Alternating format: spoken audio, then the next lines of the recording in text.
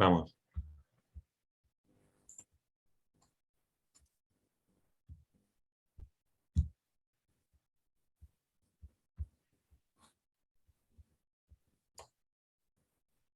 Bueno, muy buenos días.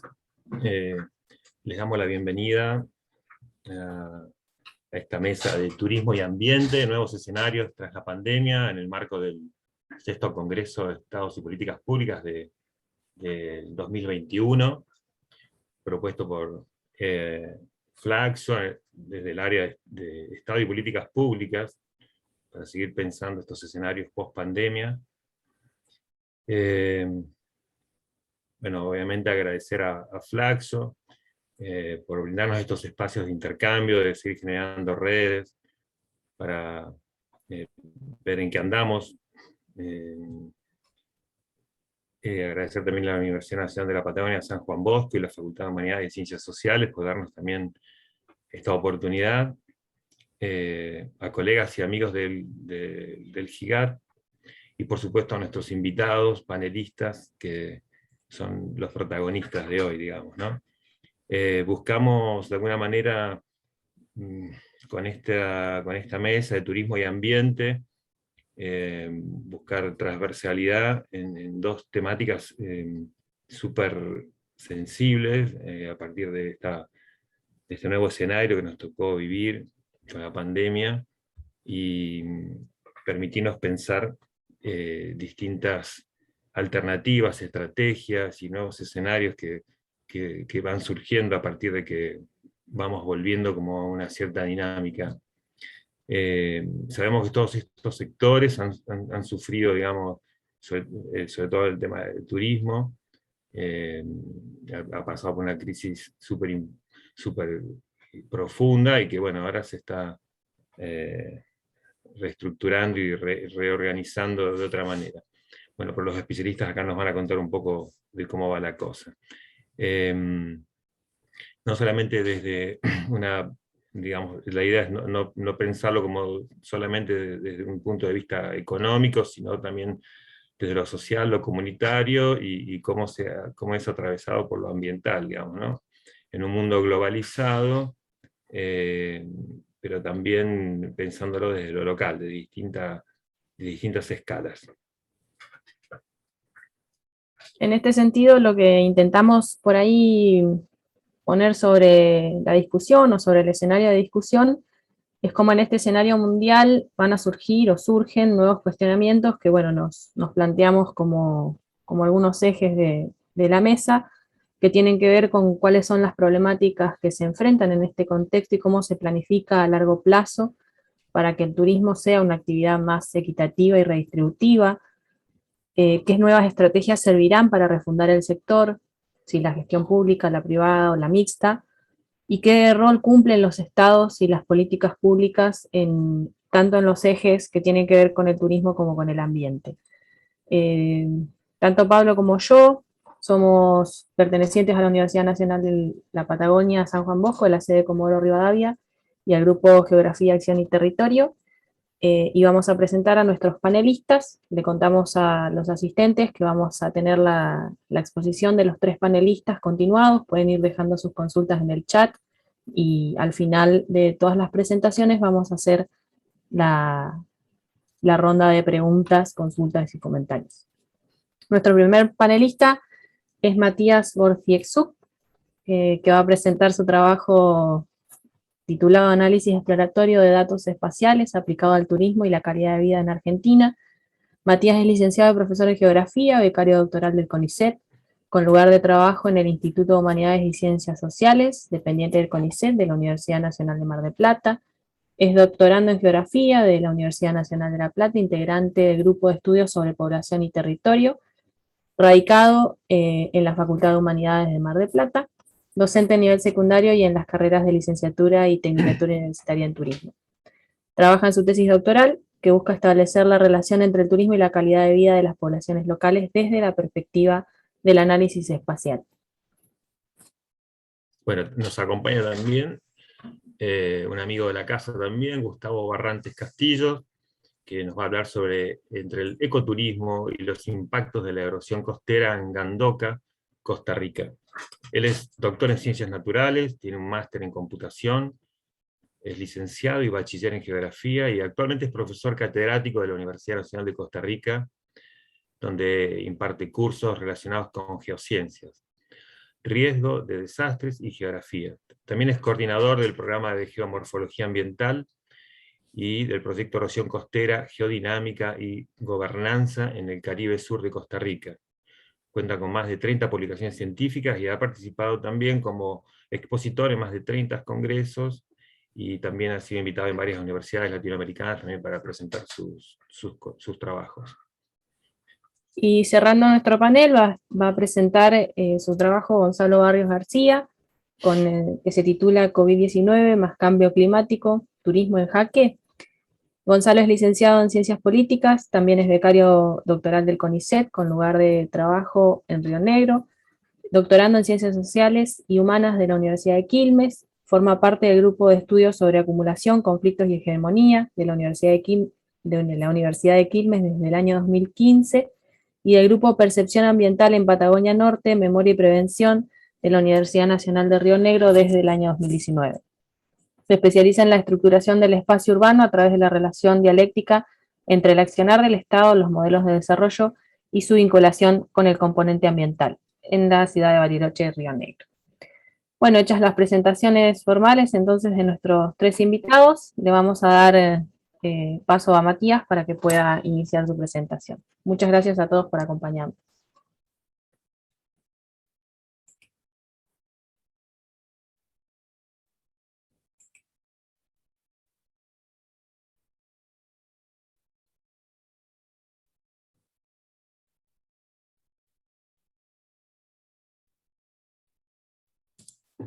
Bien, ¿se ve ahí la pantalla que estoy compartiendo? Perfecto, perfecto, Matías.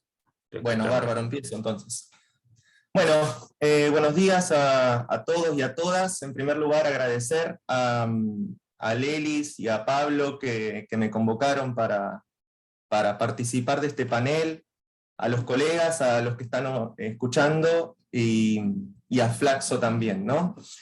Bueno, comentarles que lo que tengo para compartir o para exhibir en estos minutos forma parte del proceso de investigación que estoy llevando a cabo, como explicaba Lelis, para culminar el doctorado en Geografía en la Universidad Nacional de La Plata, con el financiamiento de una beca de CONICET, y traje tan solo un recorte, una parte de lo que está haciendo mi tesis, y que lleva este nombre de Análisis Exploratorio de Datos Espaciales aplicado al turismo y la calidad de vida en Argentina, y esta idea de pensar en los mapas y en la cartografía como un punto de partida para encarar la post-pandemia, ¿sí?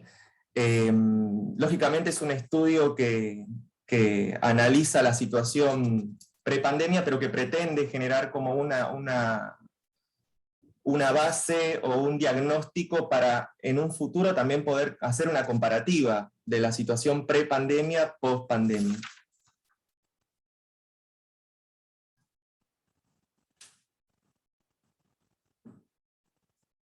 Pasa...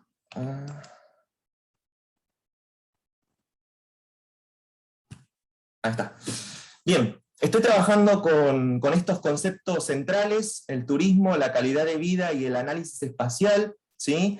Y desarrollando una investigación de tipo exploratoria, con el objetivo de analizar la relación entre la especialización turística y la calidad de vida de las poblaciones locales, desde la perspectiva del análisis espacial. Es un enfoque de la geografía, sí, muy sustentado por el desarrollo de las tecnologías de la información geográfica y de técnicas cuantitativas, aplicando esta mirada sobre unidades espaciales que son la totalidad de departamentos y partidos que posee la Argentina, y de acuerdo a los años que lleva transcurrido el siglo XXI. Entonces, como preguntas me estoy haciendo: ¿cómo se manifiesta a nivel espacial esta relación entre especialización turística y calidad de vida de la población local en Argentina? Y pensar en cómo se juxtapone una medida resumen del turismo, un índice turístico frente a lo que es el patrón de distribución socioespacial característico de Argentina, ¿no? Pensar en ese mapa que por lo menos los que trabajamos con sistemas de información geográfica vemos muy visible cuando vamos activando y desactivando capas de información en un SIG y trabajando, por ejemplo, con variables de beneficio, vemos por lo general que se repite, ¿no? Activando y desactivando capas, hay regiones del país que siempre están más en una situación más favorable que otras. Entonces, bueno, pensar y ver cómo una medida del turismo se adapta a ese patrón, ¿no? La investigación también, decir que surge de fenómenos y procesos que desde hace algunas décadas vienen desatándose, hay que ver qué pasa con ellos ahora a partir del periodo post-pandemia, y me estoy refiriendo a la turistificación del territorio, ¿sí? A esta expansión que está teniendo el turismo, activándose, dice Rodolfo Bertoncello, por doquier en el territorio, y esto viene de la mano también con el peso cada vez, que parece tener cada vez más dimensiones de la calidad de vida como el ocio y la recreación, ¿sí? En la calidad de vida de la gente, ¿sí? Dos procesos que están relacionados entre sí.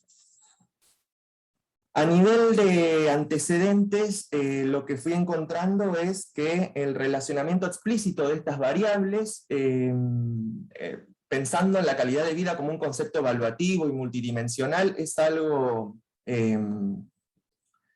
relativamente reciente, ¿sí? Las investigaciones a las que accedí son de estos últimos años, cosa del siglo XXI, por así decir, y que hay dos enfoques o dos perspectivas. Los estudios que hacen un abordaje de la microescala, ¿no? De grandes extensiones territoriales, como por ejemplo países,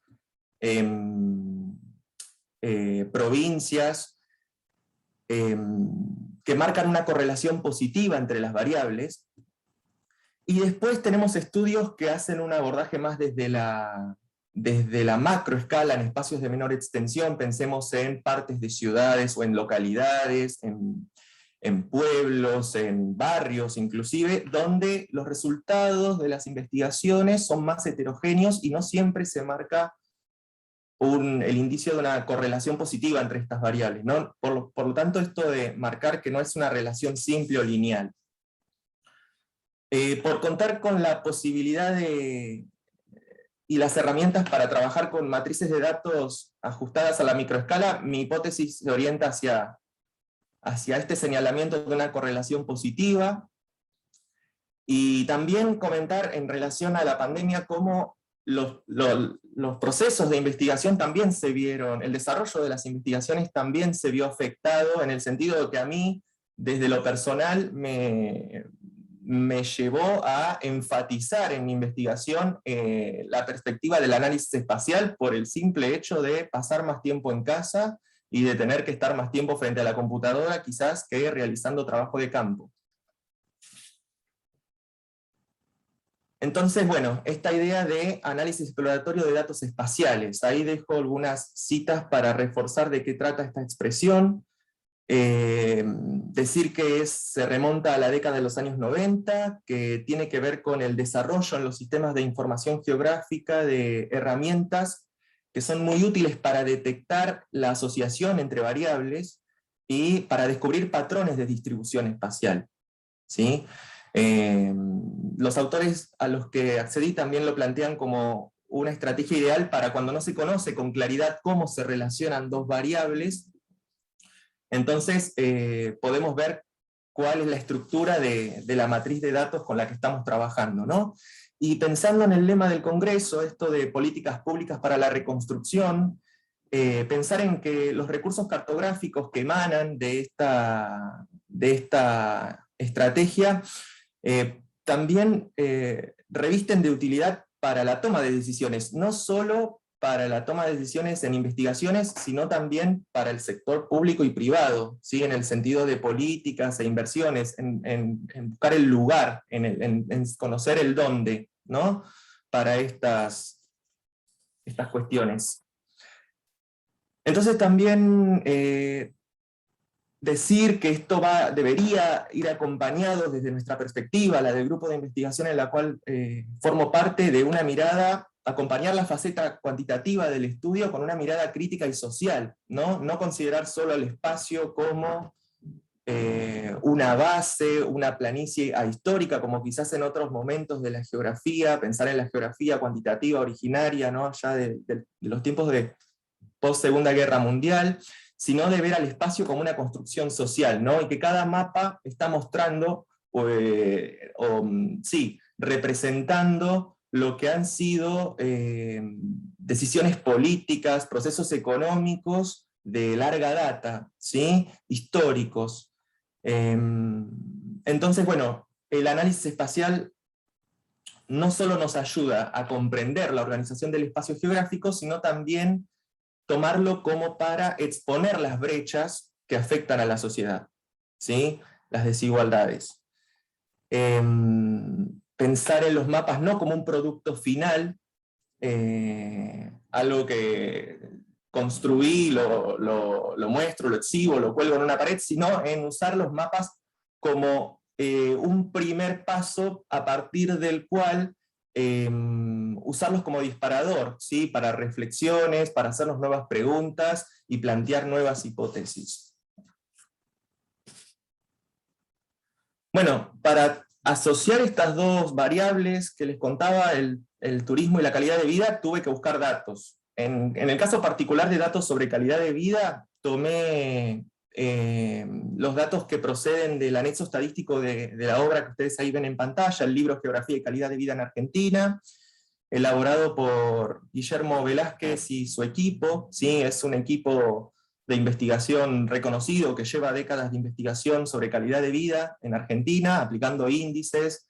El último fue a nivel de radios censales para todo el país, disponible en la página del CONICET. En esta obra se define a la calidad de vida como una medida de logro, compuesta por múltiples dimensiones. Ahí no lo voy a desarrollar por cuestiones de tiempo, pero están incluidas cada una de estas dimensiones que componen este índice con sus respectivos indicadores, saber que es una medida objetiva, ¿sí? Compuesta por principalmente indicadores censales, ¿sí? Y en relación a la temática del panel, resaltar, subrayar la importancia que viene cobrando últimamente la dimensión ambiental, ¿sí? En el grupo de investigación estamos notando cómo cada vez se incorporan más en este tipo de mediciones la dimensión ambiente, ¿sí? Y pensarlo de la mano a factores como la cada vez mayor concientización ambiental, la demanda social de entornos más saludables, el surgimiento de, bueno, ya desde los años 80, ¿no? El concepto de desarrollo sostenible, y también la cada vez mayor disponibilidad de datos ambientales, ¿sí? A pesar de lo laborioso que resulta muchas veces construir indicadores ambientales, porque ocurre que las fuentes se hallan dispersas por lo general, entonces también construir esa dimensión resulta muy trabajoso. Bueno, a este tipo de distribución territorial me refería con patrón socioespacial característico de Argentina, ¿no? Donde se ven con mucha claridad esas disparidades interregionales de larga data, ¿no? Que resultan de decisiones políticas y procesos económicos históricos, no solo del modelo de producción vigente, sino también del pasado, ¿sí? En esta idea, como nos ha enseñado Milton Santos, de ver al espacio como una forma heredada, ¿sí? Y también con capacidad de condicionar a la población que habita actualmente en los territorios.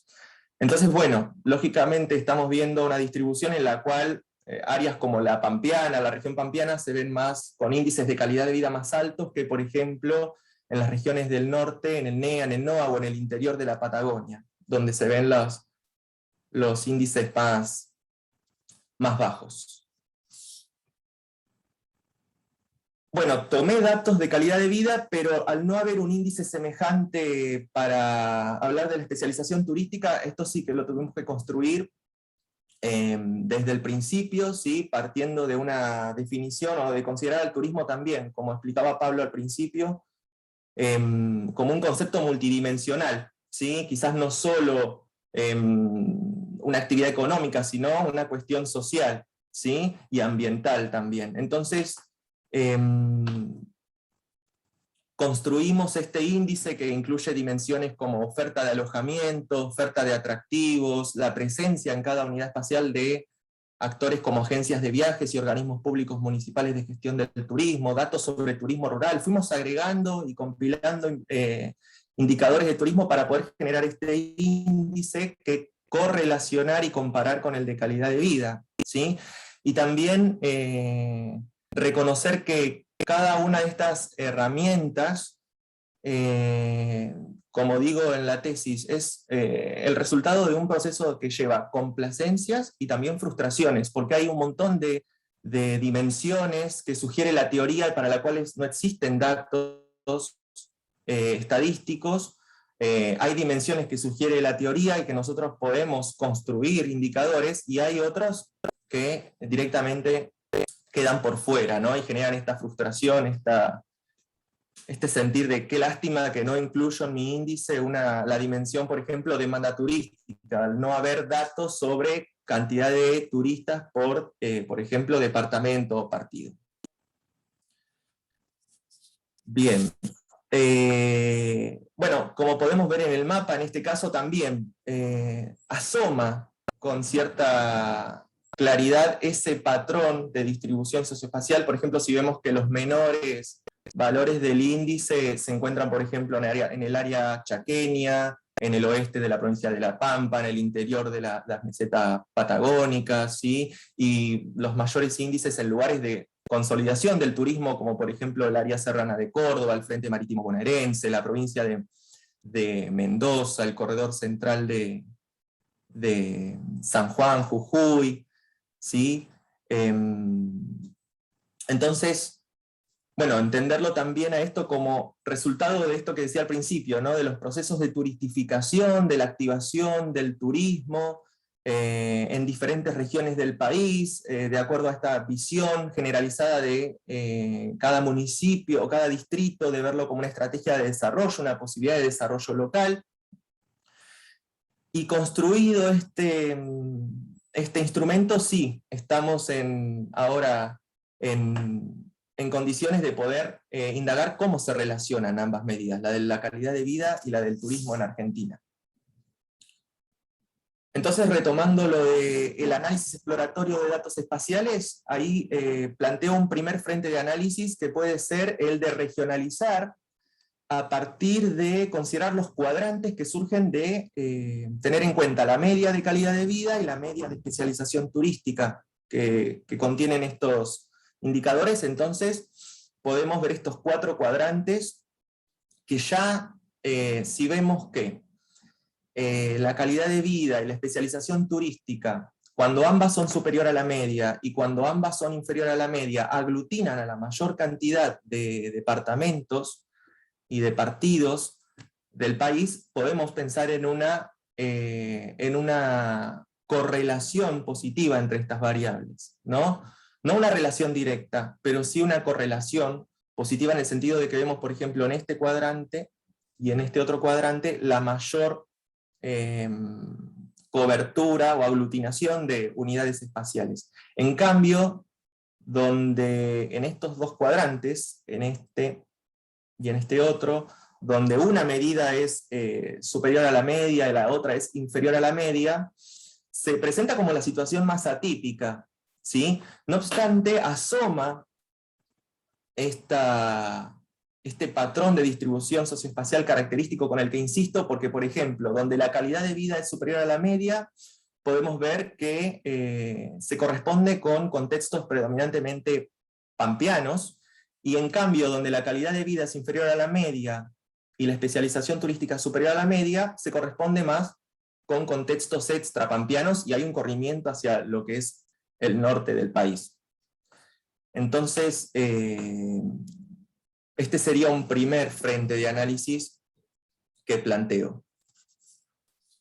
El segundo frente de análisis profundiza y es un poco más complejo el análisis exploratorio de datos espaciales, pero nos ayuda a identificar, ¿sí?, los lugares donde es más significativa esta relación, ¿sí?, ya sean cualquiera de esos 4 cuadrantes de los que hablaba hace un minuto, ¿no? Entonces acá, aún más pensar en esta herramienta como de potencial ayuda para focalizar políticas públicas, ¿sí?, y políticas sociales, porque podemos ver, por ejemplo, que es significativa la relación en sentido baja calidad de vida, baja especialización turística, por ejemplo, en esta zona, y en estos casos puntuales, ¿no?, como acá, lo mismo con la categoría alto-alto, ¿sí?, que tiene, por ejemplo, en el sudeste de la provincia de Buenos Aires, en el sudoeste de la provincia de Buenos Aires, en lugares como Córdoba, Santa Cruz y Tierra del Fuego, ¿sí?, esa relación tiene mayor significatividad, y lo que llamamos las categorías mixtas, ¿sí?, también se pueden identificar casos puntuales. La autocorrelación espacial es una asociación en sentido horizontal, ¿sí?, como muestra acá este esquemita, se correlaciona el valor de una variable en la unidad espacial central con el valor de otra variable en las unidades espaciales vecinas. Entonces se teje como una red, y se traza esta correlación en sentido horizontal de espacialidad. Bueno, esos son los frentes de análisis que traje para compartir, pero a lo más importante, a lo que quiero apuntar es a retomar estos conceptos y a pensar en un trabajo que aporte insumos y un diagnóstico de la situación prepandemia, ¿sí?, para también generar una base de datos que quizás en un futuro sea de utilidad para analizar y comparar, ¿no?, desde la perspectiva espacial, qué pasó con el turismo desde una situación, desde el momento prepandemia y un momento post-pandemia, ¿sí?, en reconocer al análisis espacial como de utilidad para la toma de decisiones, y también, como hablaba al principio, de los mapas como una estrategia de sensibilización, ¿sí? Y desde lo personal también, pensar en este proceso de investigación que estoy llevando a cabo como un proceso que con el tiempo debe ir integrando, ¿sí?, otras escalas de análisis, llegar a lo local. Si bien en un principio ensayamos estas técnicas en lo local, y por eso es que las replicamos a la escala nacional, porque nos ha mostrado, desde nuestro conocimiento del terreno, nos han mostrado resultados que se condicen con la realidad. Entonces por eso nos animamos a replicarlo a escala nacional, pero también incorporar otras perspectivas, otros enfoques, e incluso el trabajo interdisciplinario. También pensar en la posibilidad de ver esta etapa que estamos transitando, ¿no?, entre la prepandemia y la pospandemia, que parece llegar estar cada vez más cerca. Pensar en este tiempo como una oportunidad para distintos escenarios. Entre ellos pienso apuntar al despliegue de un turismo más respetuoso en términos ambientales y en las comunidades locales, en aquellas áreas que tienen potencialidad turística, pero que se caracterizan por poseer una baja calidad de vida, en ocuparse de la calidad de vida del residente, ¿sí?, principalmente en los destinos masivos, y especialmente pienso en dimensiones de la calidad de vida como la sanidad y la seguridad, ¿no? Pensando en la temporada que se viene, yo viviendo en Mar del Plata, ¿no?, como en el caso más representativo de turismo masivo en Argentina, ¿no?, en ocuparse, en atender bien esas dimensiones, y también intervenir, esto lo podemos llegar a evidenciar en la cartografía, intervenir en aquellas unidades espaciales donde se detecta que hay una alta especialización turística, pero que eso parece estar desvinculado de lo que es el bienestar de la comunidad, el bienestar general de la comunidad. Entonces, en pensar en un turismo más incluyente, ¿no? En el caso, se me ocurre, lo muestra la cartografía, el caso más representativo, que lo iba a incorporar, pero por cuestiones de tiempo lo dejé afuera, el caso de Río Hondo, el departamento de Río Hondo, en Santiago del Estero, que tiene un alto índice de especialización turística y sin embargo su índice de calidad de vida es muy bajo. Entonces, en pensar, bueno, hay muchas investigaciones al respecto y citas que iba a incorporar, pero que hablan de esta fragmentación o de este comportamiento a modo de enclave, ¿sí? Entonces, en ese sentido, pensar en este escenario, en este momento que estamos atravesando, para plantear estas nuevas estrategias donde la figura del Estado es clave porque tiene la capacidad de reducir estas brechas, ¿sí? Socioespaciales. Así que bueno, de eso se trata. Así que nada, agradecer por este tiempo y por la escucha y dejar ahí mi contacto para quien esté interesado en comunicarse. Gracias, Matías, buenísimo. Es súper interesante, obviamente que el tiempo se hizo recorto, porque es una temática que da para seguir cortando tela, como decimos. Tengo ya varias preguntas para hacerte, obviamente, pero vamos a dejar para el final si no hay, y si nos da el tiempo. Ahí Matías nos va a dejar su email en el chat, si podés, Matías. Igual voy a invitar a Gustavo y a Gonzalo que lo hagan, para que después haya enlace si hay interés. Y bueno, le damos el pase a Gustavo para que nos comparta su trabajo. Por favor, indicarme si están viendo mi pantalla. Sí, se ve perfectamente, Gustavo. Excelente. Gracias. Bueno, entonces, gracias, Pablo, por la introducción. Vamos a comenzar. Bueno, quizá hay que dar un contexto, ¿verdad? Porque estamos hablando de otro país. Vamos a empezar por ahí. Costa Rica, bueno, que están ustedes ahorita en este momento. Nosotros estamos más en Centroamérica, al norte de Panamá, que es más fácil de ubicar. Y como ustedes verán, es una región que tiene alta precipitación y alta temperatura, así que es de esperar que tengamos unos biomas característicos de bosque tropical, muy húmedo y algunos poquitos de bosque tropical seco y por supuesto alguna vegetación de montaña. Tectónicamente somos un país que llama mucho la atención, muy diferente a sus contextos. Aquí tenemos a Costa Rica, como ustedes sabrán, al norte está Nicaragua y al sur está Panamá, y verán que estamos en un contexto de 3 placas tectónicas. Tenemos aquí la placa de Coco, que subduce bajo la placa del Caribe, y la placa del Caribe se parte en 2, la placa del Caribe y lo que ahora se llama la microplaca de Panamá. Y además la microplaca de Panamá en la parte sur de Costa Rica tiene una zona de contacto triple entre la placa de Cocos, la placa de Nazca y la microplaca de Panamá. Dicho esto, aunque parezca poco relevante para el tema que nos atañe, pues no, porque fíjense que aquí está en este sector la comunidad que vamos a trabajar y tiene todo un contexto tectónico que la afecta desde un punto de vista ambiental. ¿A qué me refiero? Bueno, que ocurren terremotos como el terremoto de 1991. Ustedes verán, por ejemplo, cómo este hotel fue levantado alrededor de entre 60 centímetros más o menos, fue levantado del suelo. Antes el oleaje alto y marea alta alcanzaban acá y dejó, el mar se retiró. Entonces imagínense en el cambio tan brusco que hay sobre el ambiente y toda la crisis socioambiental que esto generó. Esta toma me encanta porque dejó fosilizada la onda sísmica. Y por supuesto, esto no es nuevo, podemos encontrar anteriores nichos de erosión o marcas de la erosión del oleaje sobre rocas que nos indica que el nivel del mar ha estado en diferentes alturas. Por ejemplo, encontramos a 2 y 4 metros estas marcas de erosión sobre el nivel actual del suelo. Eso quiere decir que esta zona se está levantando por pulsos tectónicos.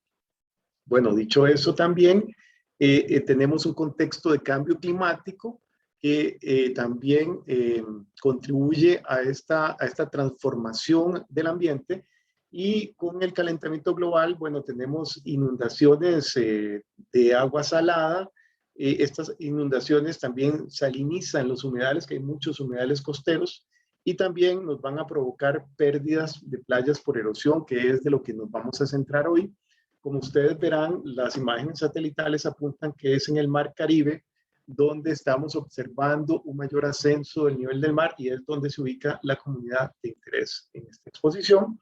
Algunos informes nos dicen que para Costa Rica los tensores climáticos más importantes que hay que prestarles atención son el Niño. Hay que decir que el Niño está relacionado con un aumento de precipitaciones en el Caribe y también con un ascenso del nivel del mar. Tenemos inundaciones, tenemos inundación costera por agua salada, tenemos aumento del nivel del mar y acidificación de los océanos, que ya estamos también teniendo algunas afectaciones de los arrecifes de coral que hay en estas zonas. Este es el contexto, digamos, físico, geográfico, de un tema que vamos a tratar hoy, pero también hay que decir que Costa Rica tiene una política pública de protección de la naturaleza que ha sido ejemplo a nivel mundial. Tenemos 125 áreas silvestres protegidas, lo cual significa que un 25% del territorio terrestre está protegido. Y esto es muy, muy llamativo. Además, hemos tratado de tener una muestra de los diferentes ecosistemas y del que vamos a hablar en este momento es este que se encuentra aquí, que es el refugio mixto Gandoca Manzanillo, refugio mixto de vida silvestre. Este es un zoom que estamos haciendo. Esta es la forma del refugio, como ustedes podrán observar, comprende entonces la comunidad de Manzanillo que queda salida del área de protección y viene el área de protección que incluye entonces toda la playa de Gandoca, donde está la comunidad de Gandoca. La comunidad también está afuera, pero hay unas secciones como es un refugio mixto, hay alguna propiedad privada dentro del parque y esto también genera tensiones interesantes. Como ustedes verán, es un área bastante natural con presencia de manglares y presencia de bosque denso, pastizales y también, por supuesto, alguna actividad agropecuaria importante. Bueno, hay que decir que a diferencia de lo que nos mostró el expositor anterior, el turismo en el Caribe Sur es un tema interesantísimo de estudio porque se incorpora tardíamente a la oferta turística nacional y primero se promociona como un destino doméstico, porque ofrecía una mezcla de cultura y ambiente distinto del país, porque hay que decir que el país tiene muchos climas, a pesar de ser tan pequeño, tiene una gran variedad de climas. Entonces, para los que vivimos en el centro del país, en la zona principal urbana, que se llama Gran Área Metropolitana, es totalmente distinto el paisaje y el entorno cultural que ofrece el Caribe. También está basado en un modelo de pequeñas y medianas empresas, que eso permite democratizar los recursos que genera esta actividad, donde se combina naturaleza y cultura local, ¿verdad? Entonces aquí ya tenemos un sello interesante propio de este sector, que ahora está recibiendo grandes miradas desde afuera. Uno llega al Caribe y encuentra gente de Australia, de Canadá, de diferentes partes del mundo, y tiene un alto porcentaje de propietarios en negocios turísticos que son costarricenses. Entonces, todo esto es relativamente atípico y opuesto a la oferta turística del Pacífico, específicamente Pacífico Norte, donde tenemos turismo masivo de sol y playa. Bien, entonces, viendo un poco los atractivos turísticos que ofrece la playa de Gandoca, la primera es un fácil acceso en automóvil en términos de que hay una carretera que conecta directamente con la playa. No obstante, la carretera tiene un gran sector de lastre, los puentes están en mal estado y en invierno se tiende a inundar parcialmente la carretera. Todo esto complica las situaciones de las comunidades que de alguna manera, en el caso de Gandoca, tienen una dependencia importante del turismo. La arena es entre gris y negra, gris oscuro podríamos decir, algunas partes son negras, otras partes son gris, y el tamaño promedio del grano es grano grueso. Entonces, la playa como tal no es un gran atractivo. ¿Dónde están los atractivos? Tiene un arco de playa de 11 kilómetros, lo cual para caminar es una experiencia muy linda, que va desde Punta Mona hasta el río Zixaola.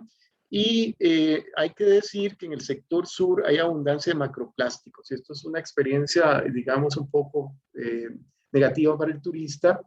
Cuando coge hacia el sur, que puede encontrar mucho plástico, ese plástico es traído por el río Zixaola y es resultado de la contaminación que se da principalmente del lado panameño en algunas poblaciones que recordar que este río fronterizo y también en la comunidad de Bribri, que no hacen un buen tratamiento de la basura y esto termina en las playas también, de alguna manera dañando los atractivos turísticos, pero quizá algo interesantísimo es que está rodeado, estos 11 kilómetros están rodeados de vegetación costera, entonces usted puede caminar y es una ruta hermosa, es una caminada muy bonita y además se puede practicar la pesca con cuerda desde la orilla de la playa.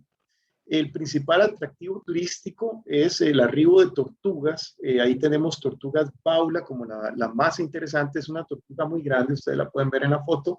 Tiene alrededor de 1 metro de tamaño y es muy llamativa y también podemos encontrar tortugas verdes que en menor cantidad. Pero este es el principal atractivo porque genera la expectativa del turista de poder ir a observar las tortugas en desove o la eclosión de los nidos o de repente simplemente cruzarse con una tortuga. Aquí tenemos un pequeño video que quiero correrles para que me avisan por favor si se oye el audio.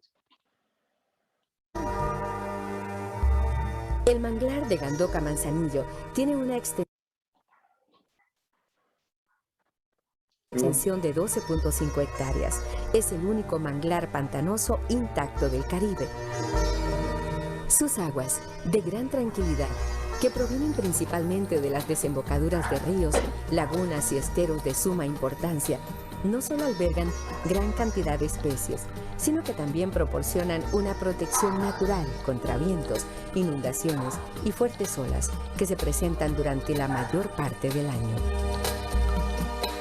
Justamente el refugio de vida silvestre Gandoca Manzanillo se encarga de conservar y proteger esta riqueza natural.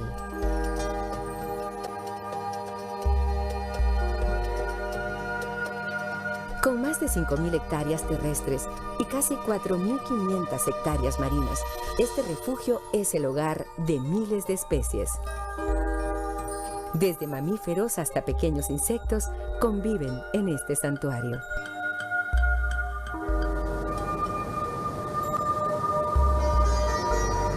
Aquí es fácil observar monos, serpientes, garzas y caimanes. Todas ellas conviven en armonía entre la espesa vegetación conformada por plantas y enormes árboles típicos de la región. Estos conservan y dan forma al manglar, que también es una fuente de agua para la comunidad de Gandoca. A pesar de su gran belleza natural, las actividades turísticas en la zona no son masivas, ya que los lugareños no desean comprometer el paraíso natural que les rodea.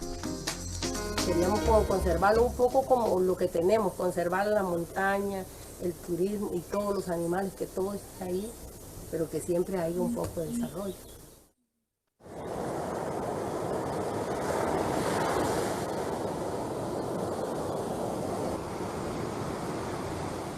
Durante el año la playa de Gandoca recibe cientos de tortugas. Los tours son realizados bajo las normativas de protección y conservación establecidas por el SINAC y el Estado.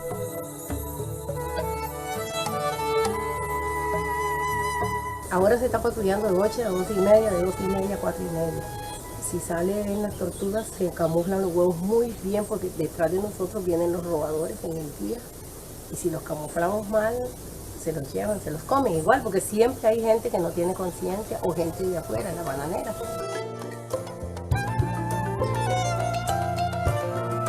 Gracias a la organización de los vecinos del área de Gandoca y sus deseos de protegerla, el manglar y la laguna se encuentran en buen estado. Muy bien, vamos a continuar. Ya vieron lo hermoso que es el área y lo diferente desde un punto de vista de conservación.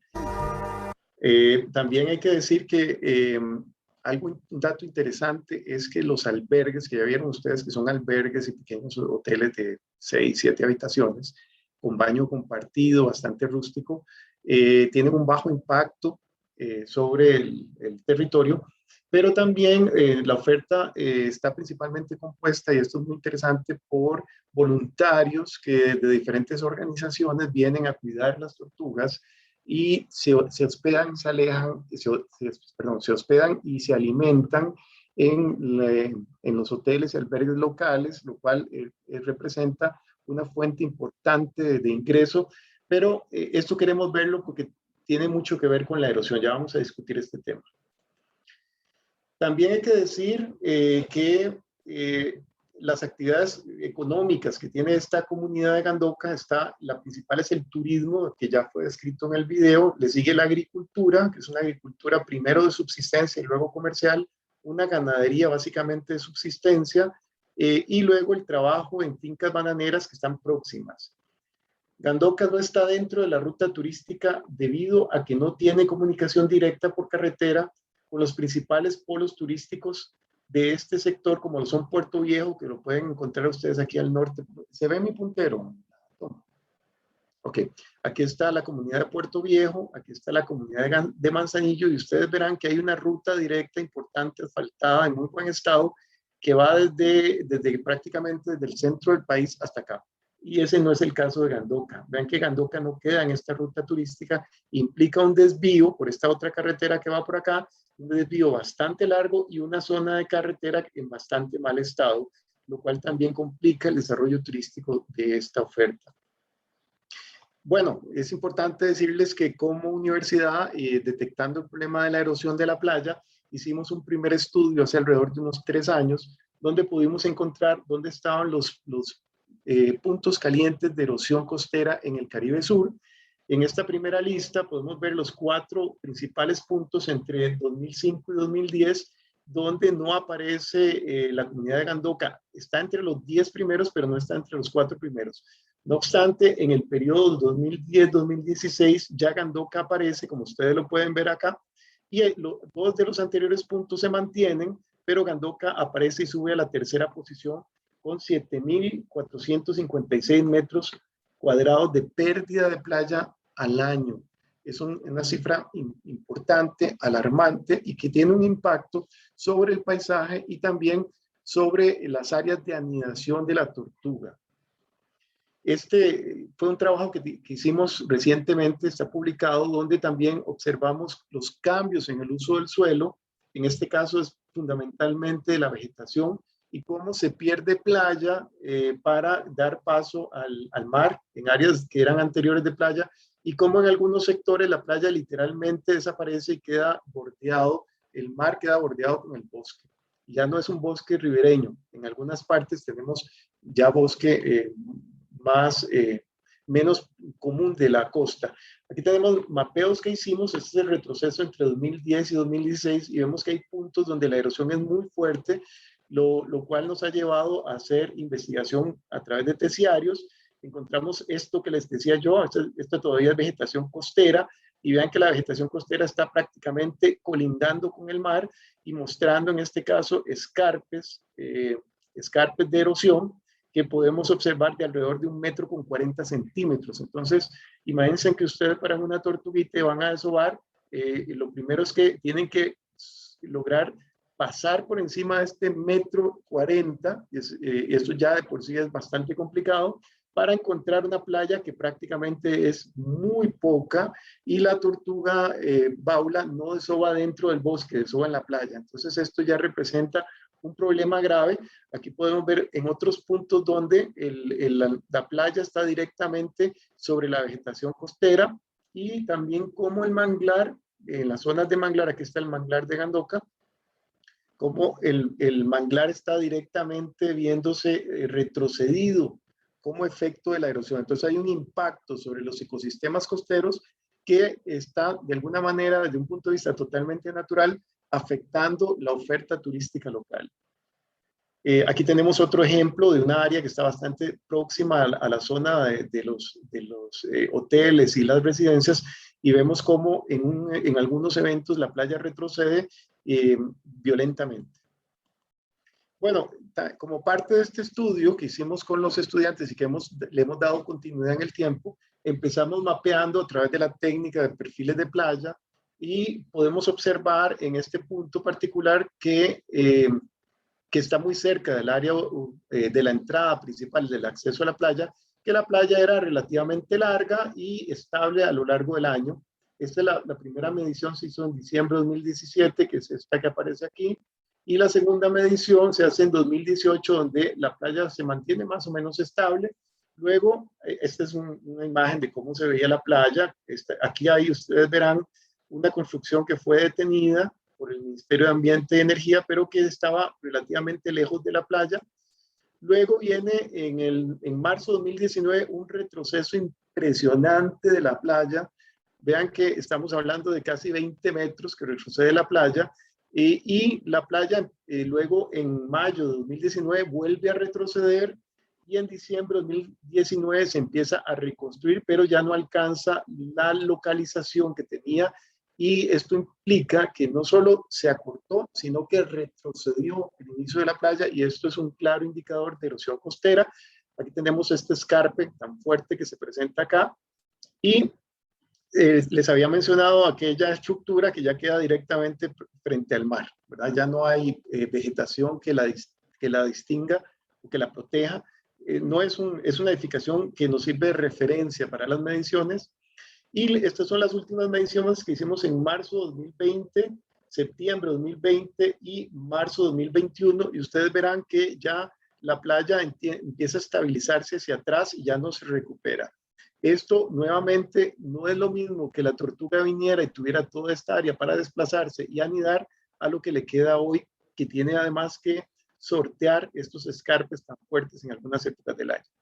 Aquí tenemos la entrada a la playa. Esta estructura que ustedes ven ahí en ruinas era una obra comunal que tenía un techo, tenía mesas, y ahora bueno, la última vez que fui desapareció totalmente por la erosión, fue destruida. En esta foto, por ejemplo, la cabeza de uno pegaba directamente sobre las vigas porque estaba sedimentada. Y lo que estamos indicando es que la arena que estaba en la parte donde hay lavado constante de la arena ha sido retrocedida y lanzada hacia atrás, pero también esto ha representado que se vaya disminuyendo la vegetación con un impacto muy fuerte. Este es un pequeño albergue que estaba detrás de esa edificación, era el primero que había antes de llegar a la playa, y podemos ver cómo se encuentra hoy día, que debió ser abandonado, y aquí donde ustedes están viendo estaba la edificación que les comenté. Entonces el impacto sobre la playa es enorme, y entre las soluciones que está tratando de implementar la comunidad para rescatar la actividad turística está la siembra de cocoteros, que podemos ver acá, y el otro es la siembra de manglar, apoyado por el área de conservación La Amistad Caribe, y ambas actividades con la esperanza de contener el proceso acelerado de erosión. Entre las conclusiones, entonces, que el modelo socioterritorial turístico del área de conservación de Gandoca Manzanillo ha favorecido la conservación de la naturaleza. Eso ya lo vimos en el video. La población de Gandoca tiene al turismo como su motor de desarrollo, porque no se dedican solo a esto, pero es lo que permite un ingreso mayor económico y una mejor calidad de vida. Entre los principales atractivos que se ofrecen está la playa para la anidación de tortugas, Baula, y ya vimos el caso también del humedal de Gandoca. Según los pobladores, la anidación se ha reducido en los últimos años, lo que se asocia con la intensa erosión actual que se presenta en la playa. El monitoreo ha permitido constatar una rápida transformación de la playa que ha disminuido en su longitud y ha retrocedido hacia tierra. La condición actual ha generado una crisis socioambiental en la comunidad como resultado de la pérdida de su principal atractivo turístico. Y con esto terminaría la presentación. Muchas gracias. Muchas gracias, Gustavo. Bueno, ahí vamos viendo entonces cómo se entrelazan las presentaciones y las temáticas que tenemos en común, y cómo son de diferentes, ¿no?, los territorios y las circunstancias de cada uno de los lugares. Le damos el paso entonces a Gonzalo ahora, donde nos va a hablar un poco sobre la situación del turismo y cómo en relación al COVID, al cambio climático, y si lo vemos en jaque o no. Adelante, Gonzalo, gracias. Bueno, ahí se ve la presentación. Se ve perfecto. Bueno, voy a ir un poco rápido porque el tiempo es tirano. y así llegamos a la parte de preguntas, que creo que va a ser la parte más rica. Bueno, un poco mi presentación se estructura como en 3 momentos, que parecen por ahí muy desconectados, pero los recuperamos al tercero. Así como Matías hizo los 3 círculos, yo lo puse un poco acá. como para anotar un poco cuál va a ser el camino, vamos a hablar un poco de los impactos del COVID a nivel mundial, a nivel regional de América Latina y un poco a nivel local en Argentina. Después voy a hacer un paréntesis y voy a hablar un poco de cambio climático, que también estuvo hablando un poco acá el compañero.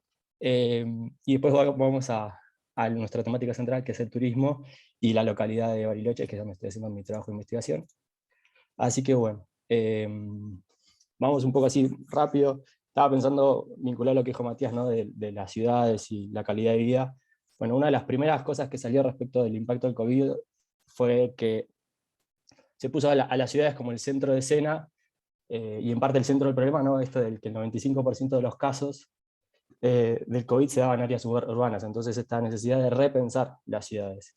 Y entre los otros impactos, bueno, está el crecimiento de la pobreza, extrema pobreza a nivel mundial, estas son fuentes de la ONU, de 119 a 124 millones de habitantes para el año pasado, y la pérdida de la fuerza de trabajo a nivel mundial.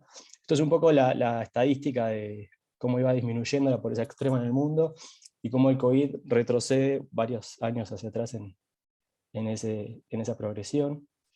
Para nivel de América Latina, estos son datos de la CEPAL, la línea negra de abajo, no sé si ven mi mouse. Ahí, si no puedo poner esto, a ver, ahí se ve el mouse. Sí, ahí sí. Rojo, joya. Bueno, se ve el crecimiento del PBI a nivel de América Latina, y cómo eso se correlaciona inversamente con la reducción de la pobreza, y vemos como en el año 2019 y 2020 el PBI baja abruptamente y la pobreza sube. Como a nivel mundial, el mayor impacto de esto se da en los sectores de las mujeres y los jóvenes y los empleos informales. De los 24 millones de puestos de trabajo que se estimaron, se perdieron durante el año 2020, 13 millones, o sea, lejos más que la mitad, solo fueron de las mujeres. Y otro dato que me parecía interesante traer, como para hablar un poco, terminar de tener una idea del impacto del COVID a nivel regional, es esto, el gran salto que se da en los PBIs a nivel de América Latina, en la deuda externa sube 10 puntos, lo cual es una barbaridad, y para poner otra crisis tenemos la de 2009, que fue la crisis más en Europa, pero también hubo un salto de 2 puntos, o en 2001-2002, que también hubo una crisis más regional, que también hubo un salto grande. Bueno, vamos un poco al turismo y COVID. Para el año 2020, a principio de año, si ven están las fechas de la publicación de las notas, se decía que el 2020 fue el peor año en la historia del turismo, se perdieron 1.000 millones de arribos internacionales, lo cual representó 1.300 millones de ingresos por exportaciones a nivel mundial, estoy diciendo, y alrededor de entre 100.000 y 120 millones de puestos de trabajo. Si vamos a una estadística de nuevo a nivel mundial, estos son datos en general de la Organización Mundial del Turismo, este es de ONU, pero los otros son de turismo, muestra cómo viene la escalada de crecimiento, la tendencia de crecimiento de los arribos de turistas internacionales desde el 2000 a la fecha, y los escenarios. Este gráfico fue bastante incipiente en el año 2000, marcando la crisis del SARS y la crisis del 2009 que está acá. Y acá tenemos como la progresión hacia el 2020 y 2021, estos son datos comparativos sobre el 2019, entonces está en relativo, en conceptual. Frente al 2019, ¿cuánto disminuyó? La disminución es abrupta, esto es a nivel mundial, 2020 y el 2021, el último dato disponible era hasta mayo de este año, pero la recuperación sigue siendo bastante baja en términos generales. Después hay una pequeña desagregación por región, el mundo, Europa, Asia, Américas, África y cercano Oriente. Podemos así rápidamente ver que el mayor impacto se sigue dando en cuanto al turismo en Asia. Para verlo, no solo en gráficos, traje esta tabla que muestra un poco ahí los datos, los que manejan al menos la Organización Mundial del Turismo, para ahí comparar un poco. Pero bueno, tenemos lo mismo, de 1.400 millones de turistas a nivel mundial pasa a cerca de 400 millones, perdón, y con una pérdida abruptísima, teniendo en cuenta que los primeros años, los primeros meses, enero, febrero y marzo, hubo actividad casi normal. Pero bueno, vimos que se está empezando a recuperar. Este mapa muestra de alguna manera cuáles fueron las medidas a nivel mundial y cómo fue la progresión hasta de abril. No están todos los meses, si ven faltan meses, pero está de abril a junio de este año. En azul oscuro están los países que tienen las fronteras completamente cerradas. En azul clarito tienen parcialmente cerrado y dejan ingresos de las fronteras, principalmente. En celeste permiten vuelos internacionales con condiciones como los seguros de COVID o los pasaportes COVID, etc. Y en verde, que va a estar más adelante, están aquellos países que no tienen ningún tipo de restricción. Como se ve, en abril y mayo estaba gran parte del mundo cerrado. Cuando nos vamos acercando al verano boreal, se van dando algunas flexibilizaciones, perdón, que después vienen, digamos, a nuestra parte del hemisferio, pero nuevamente se cierran con el invierno en el norte.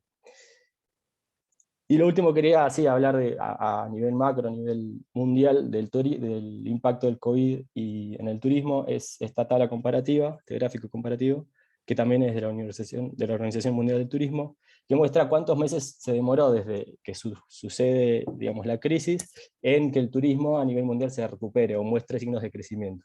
Entonces dice, bueno, que el SARS, la del 2003, fue a los 5 meses, la crisis del 2011, ¿era 2011? El 11 de septiembre de 2001 fue a los 6 meses, y la crisis del 2009 fue a los 10 meses.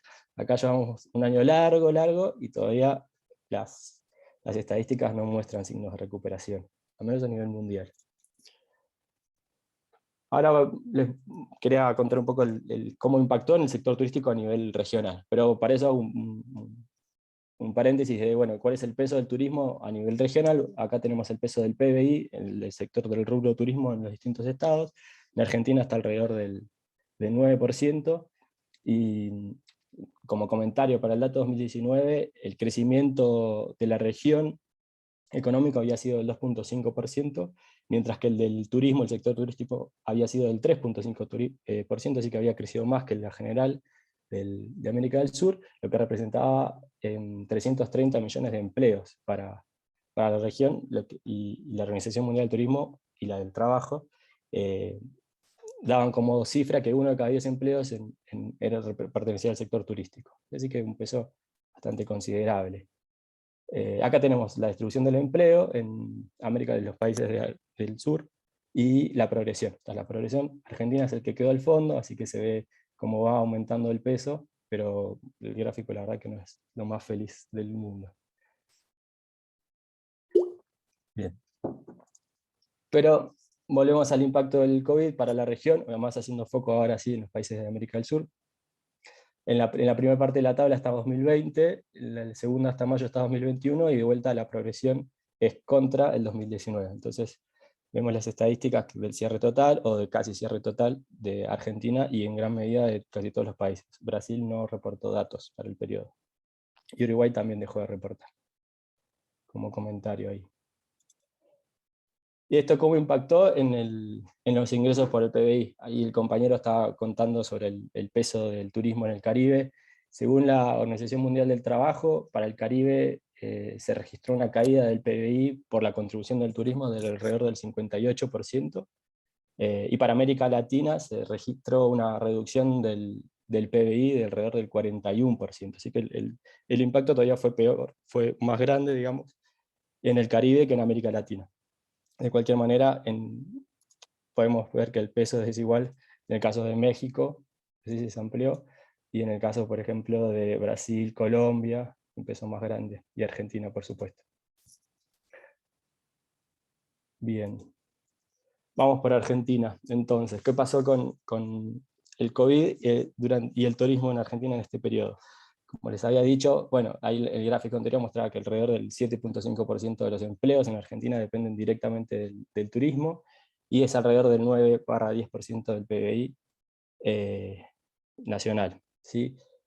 Durante el 2020 se cayeron los arribos internacionales al 70%, recordemos que enero, febrero y marzo las fronteras estuvo abiertas, así que ahí hubo un leve crecimiento que después cayó, y las pérdidas en dólares son alrededor del 60%. Esta gráfica la muestra INDEC, de la Dirección de Estadísticas de la Balanza de Pagos, y muestra la progresión de las pernoctes en Argentina con los años. Estamos alrededor de 6 millones de pernoctes, y con el cierre total se cayó el turismo internacional, que es la barra naranjita de abajo, y el leve repunte, sobre todo en los meses de diciembre, enero y febrero, de este verano que pasó. Y después nuevamente el cierre en mayo, que volvimos a estar confinados. Así que vemos un sector que tiende a recuperarse, pero no llega a los niveles anteriores y todavía sujeto a los vaivenes de las aperturas y los cierres.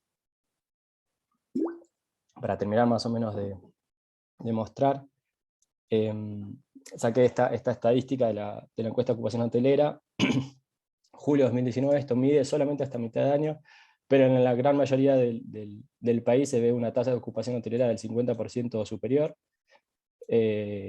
Hasta julio habían pasado 4.800.000 pernoctes, y si lo hago contra junio, que era el último dato disponible de este año, la tasa de ocupación hotelera ronda el 15% a nivel nacional.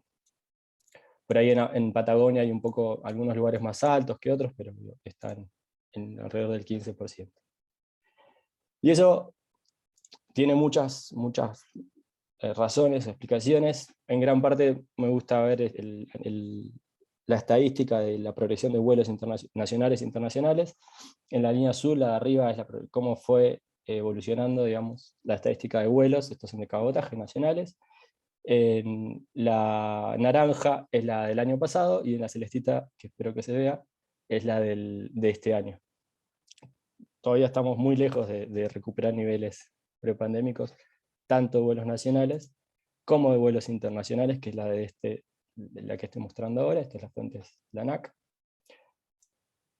Y correlacionado a esta, la caída fuerte en la cantidad de demanda o de viajes, impacta nuevamente en el sector de una manera considerable, sobre todo en el empleo.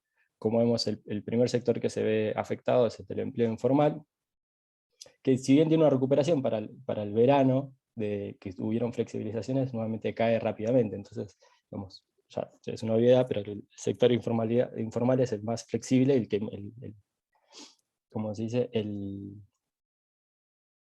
switch, digamos, de alguna manera, que es lo primero que reporta caídas o crecimientos. Entonces, seguimos viendo que es un sector muy, muy vulnerable. Y una de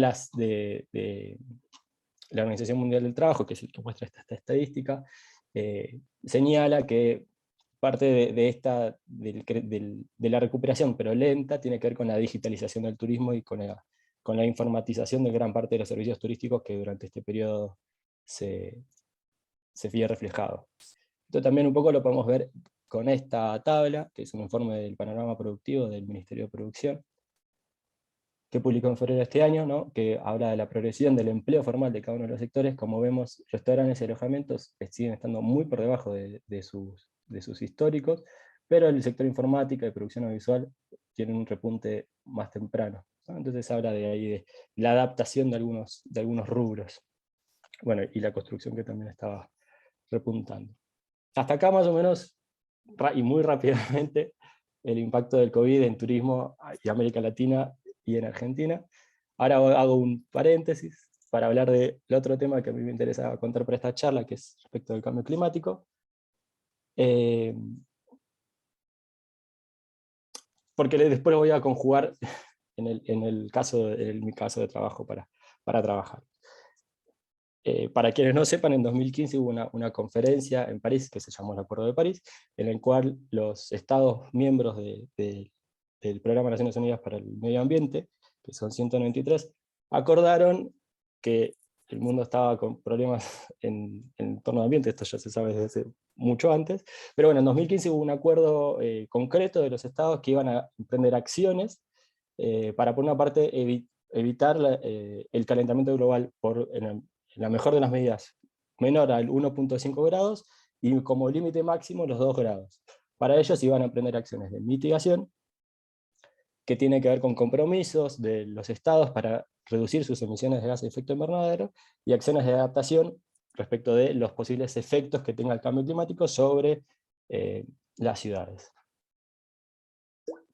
estos acuerdos y estos compromisos que cada Estado firmó, de alguna manera se basan o tienen un fuerte input de información en el panel intergubernamental sobre cambio climático, que recientemente en agosto sacó su 6º informe. Ellos trabajan desde 1988, así que tienen ya varios informes publicados. Pero bueno, este último informe fue bastante relevante y creo que salió bastante en los medios, por las afirmaciones ya muy contundentes respecto del cambio climático. Y en general es un input fuerte de información para que los estados nacionales tomen decisiones. No habla sobre qué hacer, sino habla sobre los efectos y sobre el estado actual del cambio climático. Y los estados en general, las acciones que emprenden son en el marco del Acuerdo de París y generalmente los enmarcan en lo que puse acá abajo, que se llaman los ODS, o los Objetivos de Desarrollo Sustentable, que es un poco el programa marco que tienen los estados para hacer iniciativas para reducir los impactos en el ambiente. Dentro de los ODS, solo a título de la charla, hay en tres de estos 17 objetivos que se menciona de manera explícita el turismo, en el del trabajo, en el al crecimiento económico y en el de la vía submarina. ¿Sí? Como que en estos 3 ítems el turismo tiene un impacto considerable, entonces es bueno emprender acciones que lo apunten para ese lado. Bueno, ¿qué salió en el último informe del cambio climático, en el que salió este agosto? Las aseveraciones, las afirmaciones fueron en general de fuertes a muy fuertes. Voy a leer una sola y después les cuento el resto. Dice: el origen antrópico del aumento de las temperaturas es un hecho probado que no tiene incertidumbre probabilística significativa, y la escala de cambio reciente en el sistema climático no tiene precedentes en los últimos siglos y milenios. Básicamente que el cambio climático es de origen humano. Y dentro de las otras conclusiones a nivel general, a nivel mundial grande, que podemos rescatar, es que los cambios ya están en marcha, digamos, ya son, y van a ser irreversibles por los siguientes siglos y milenios, dice el informe. Y básicamente habla de un aumento sin precedentes de los efectos de los eventos extremos, principalmente las olas de calor, las inundaciones, lluvias torrenciales, y lo opuesto, ¿no? Días fríos y heladas.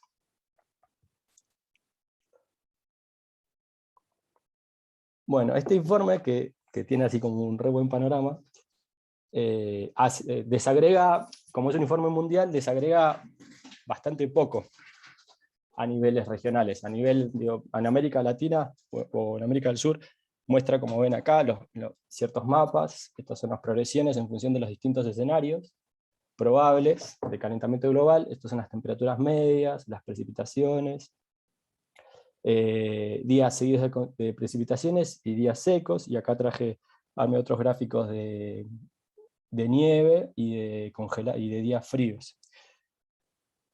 Pero son resultados en general bastante agregados. Y cuando uno quiere bajar al mayor nivel de desagregación, lo que obtiene es esto, que arma como, digamos, macro ecosistemas, ¿sí? Por regiones. Entonces América del Sur está dividido en esta serie de regiones y saca conclusiones para cada región. Pero para la charla esta me parece que era más acertado traer lo que se salió en el tercer informe del Inventario Nacional de Gases de Efecto Invernadero de Argentina, que se publicó en 2019, ya que las conclusiones son en general muy parecidas. ¿Y qué se constata? Algo que nos comentó el compañero anterior, un aumento en el nivel del mar, y por lo tanto afectación a las playas. No tenemos tortugas, pero sí hay playas, y las mismas también se están erosionando. Un aumento en la frecuencia y la intensidad de las precipitaciones en varias regiones, y esto impacta en los ambientes, sobre todo ligados a la agricultura, que en Argentina son muchos, por las inundaciones, ni hablar en las ciudades. Aumentos en las olas de calor, ¿sí? Y de estrés hídrico. Y por otro lado, el lado contrario es como el retroceso de los glaciares, sequías para la Patagonia, y crisis potencial del agua para toda la parte cuyana. Una intensificación fuerte digamos, de algunos fenómenos que ya existían, pero que ahora se hacen más recurrentes para la región. Gonzalo, Sí, estamos en se cortó. tiempo. ¿Ya? ¿Tengo tiempo? Bueno, dale que le Cerrando. meto. Sí, porque tenemos que Dale, entregar el tiempo, perdón. dale, no pasa nada. Dale. Bueno, cortito. Se había dicho que, que en la pandemia iba a reducirse las emisiones, pero las estadísticas indican lo contrario.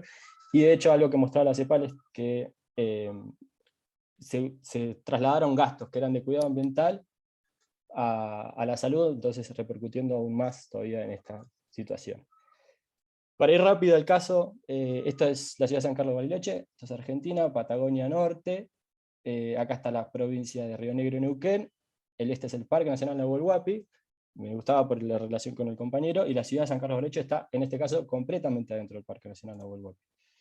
La ciudad de Bariloche depende fuertemente del turismo, tiene unos 600 a 700 mil turistas anuales, esta es la progresión histórica, alrededor del 75%, por ahí un poco más incluso, son turistas nacionales. En 2015 era el tercer lugar de alojamientos en Argentina, para el año de este año el aeropuerto de Bariloche es el tercero más visitado. Esta es la progresión de vuelos, así que no lo voy a contar. Acá se ve fuertemente la estacionalidad, tenemos dos picos, uno en verano y otro en invierno, y la bajada fuerte del año 2020, las estadísticas se cortaron ahí a nivel municipal. Pero bueno, la incidencia del turismo es exclusiva del turismo, es de alrededor del 15%, pero en la mano de obra es alrededor del 45%. Entonces tenemos este escenario de crisis, y quería contar esto de...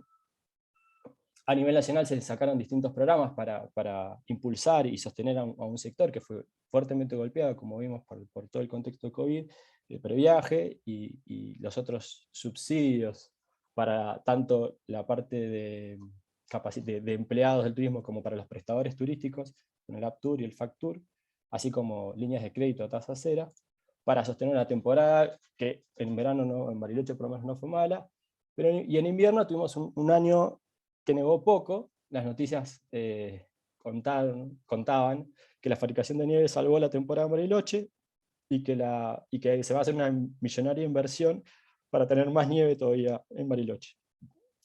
Esto fue este invierno que pasó, pero a mediados de año tuvimos esta nota, que es el tercer año de sequías en el lago Nahuel Huapi, y la progresión del invierno después de un año, o sea, esto fue hasta el año anterior, ¿no? El año de sequía se mide hasta abril, así que sería 2021, todavía no se mide el que estamos presentes.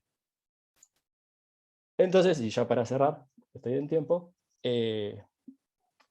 tenemos este escenario de COVID que presenta una fuerte recesión, y también tenemos estos escenarios de cambio climático. Entonces, pensando un poco en el panel de los escenarios futuros, tenemos una situación de crisis económica y producto del COVID, pero también tenemos este otro nuevo escenario que está empezando a asomar, y que la respuesta del sector no puede ser, o al menos para mí, de alguna manera, es una respuesta que me preocupa, pensando como la sustentabilidad y la resiliencia del sector, que si estos escenarios de cambio climático van a profundizar y van a proseguir, ¿cómo podemos pensar que la solución es generar más nieve cuando lo que no tenemos es agua?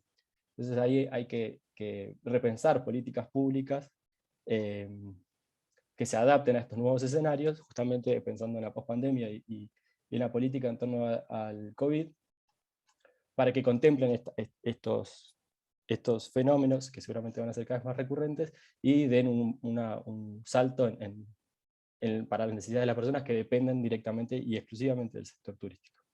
Perdón porque me pasé de tiempo, y muchas gracias. No, Gonzalo, está bien, y muchísimas gracias por lo que compartís. Obviamente que 20 minutos no alcanza para ninguno de los casos, ¿no? Son temas súper complejos, y en tan poco tiempo. La propuesta siempre de estas mesas es como aprovechar al máximo.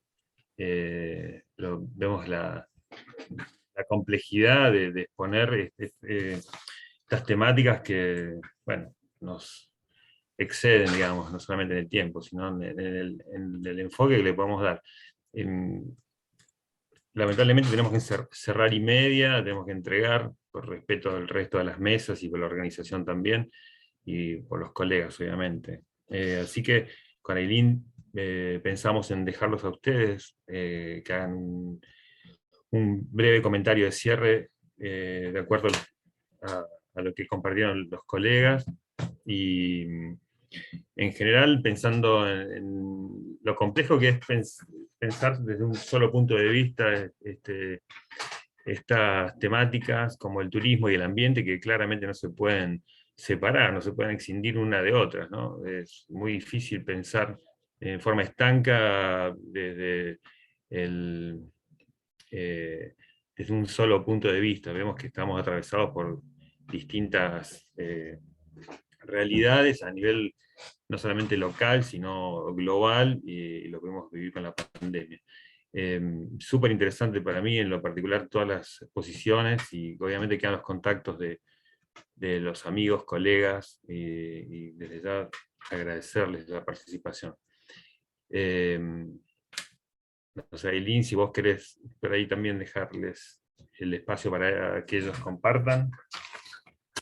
Sí, bueno, nos quedan 5 minutos. En realidad, calculo que se va a cerrar la sala también.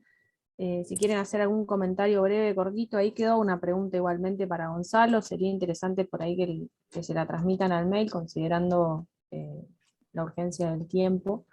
Y el tema da para hablar mucho. Me parece que esa imagen que dejó Gonzalo al final, de las olas, una llevándose por encima de la otra, es un poco eso, ¿no? Y valga la analogía para el mar que se lleva a la playa de Costa Rica también.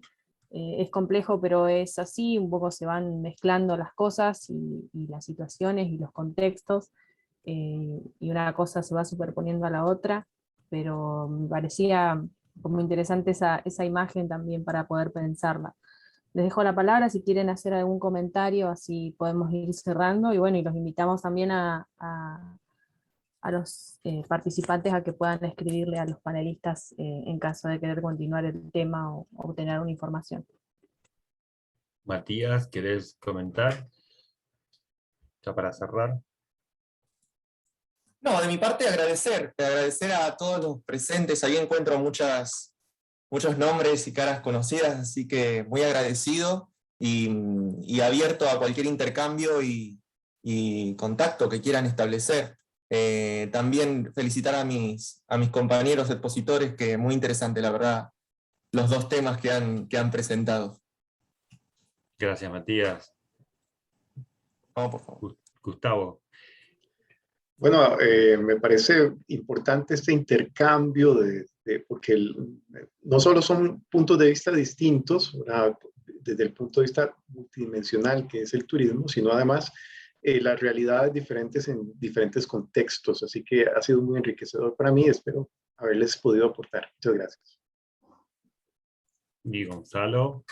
Yo quería felicitar los trabajos de Matías y Gustavo, la verdad que me parecieron excelentes, con mucho rigor, y agradecerles a ustedes por el lugar, por el espacio. Creo que hay para seguir trabajando, para seguir interrelacionando trabajos y perspectivas, que hay todavía bastante tela para cortar, como mencionaste vos. Así que nada, muchas gracias. Bueno, gracias. Y bueno, esto, para mí también decir esto, vi que hay como un punto en común ahí, que digamos, la búsqueda de información para poder hacer ese análisis que están haciendo en los tres casos, digamos, como me parece fundamental, digamos, en muchos casos no está esa información, y lo que hacen es crear y sistematizar esa información para poder, digamos, hacer un anclaje en lo que ustedes están trabajando, ¿no?, en lo que están estudiando. Y esto de armar espacios de aprendizaje más colectivos y más comunitarios, que me parece que un poco es la posibilidad también que nos dio esta nueva etapa de la virtualidad también, que es una forma de seguir abriendo puertas, digamos, ¿no? Bueno, yo más que nada agradecerles a Flax, a la universidad, y obviamente a todos los participantes y a los panelistas que han tenido una gran voluntad para estar hoy presentes. Agradecidísimo. Y a Aileen, por supuesto, una compañera y amiga.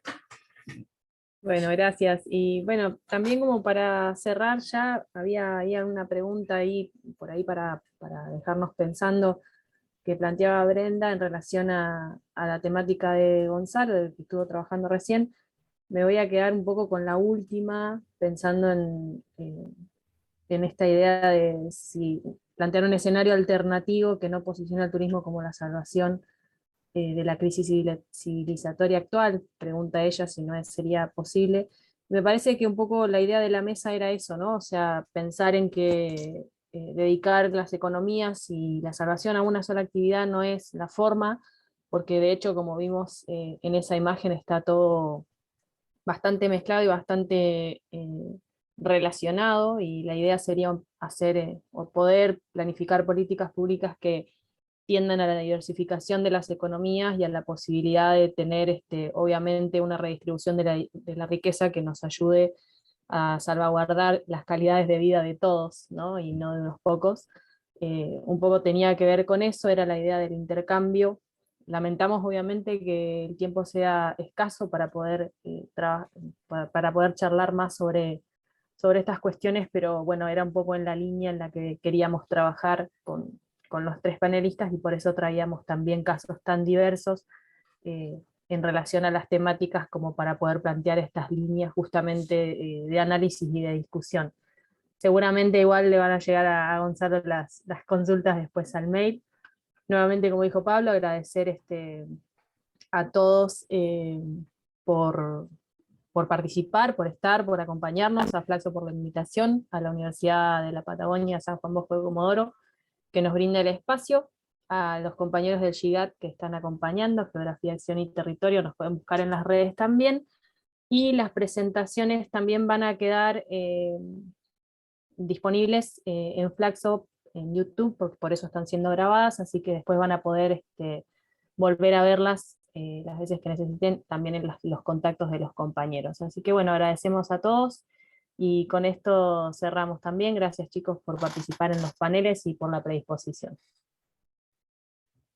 Un gran abrazo y saludos. Hasta pronto. Gracias. Hasta Chao, muchas luego. gracias.